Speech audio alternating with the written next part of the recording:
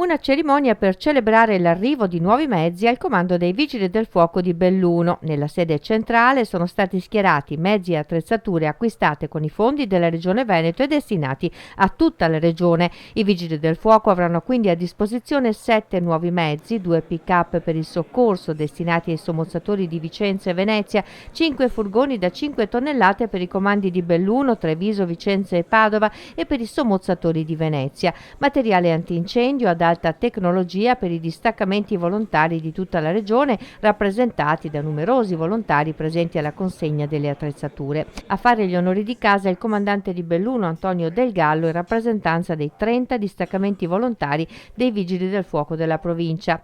Alla cerimonia c'era anche l'assessore regionale Giampaolo Bottaccini insieme al direttore della Protezione Civile del Veneto Luca Suppelsa e a quello interregionale dei Vigili del Fuoco Loris Munaro, con i comandanti di Verona, Treviso e Vicenza e il dirigente responsabile della colonna mobile regionale. In un territorio ancora approvato dagli effetti dell'uragano Ovaia, il direttore Munaro ha sottolineato come i Vigili del Fuoco devono essere sempre pronti per affrontare le emergenze ed essere sempre al passo con le specialità in scenari sempre più dinamici e complessi. Fondamentale quindi anche la collaborazione con la Protezione Civile regionale, sottolineata anche dall'assessore regionale Giampaolo Bottacin, un aspetto fondamentale, ha detto, per garantire la migliore risposta in forma di tempestività ed efficacia in caso di emergenza. Noi in Veneto abbiamo quasi il 50% della popolazione esposta a rischio alluvioni, abbiamo il 2,5% della popolazione esposta a rischio frane. Abbiamo presente in Veneto il rischio sismico, insomma abbiamo tutti i rischi possibili e immaginabili, ci manca solo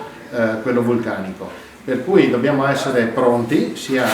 nella fase appunto di previsione e prevenzione, ma anche nella gestione dell'emergenza nel miglior modo possibile. Quindi riteniamo che una sinergia fra il sistema regionale della protezione civile e il Corpo Nazionale dei Vigili del Fuoco sia un aspetto fondamentale. La Regione Veneto ha una ricchezza che sono le strutture dei distaccamenti volontari che unitamente alle strutture dei distaccamenti permanenti consentono di avere una capillarità di intervento e una conoscenza del territorio importante ed efficiente. Per i tempi che, come sapete, c'è una vulnerabilità legata al cambiamento climatico molto importante, quindi anche le nostre strutture unitamente alla Regione devono in qualche modo essere al passo con le esigenze del territorio e del cittadino.